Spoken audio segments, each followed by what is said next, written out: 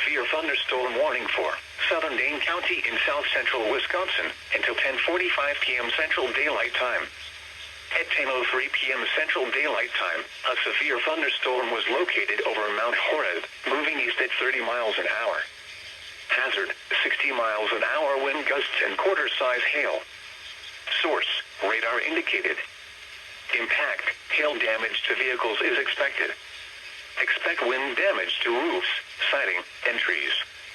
Locations impacted include Madison, Fitchburg, Middleton, Stoughton, Verona, Oregon, McFarland, Monona, Mount Horeb, Cottage Grove, Shorewood Hills, Camp Randall Stadium, Powley, Pine Bluff, Mount Vernon, Henry Villa Zoo, and Madison.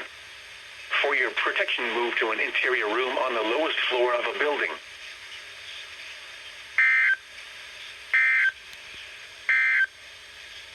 This is the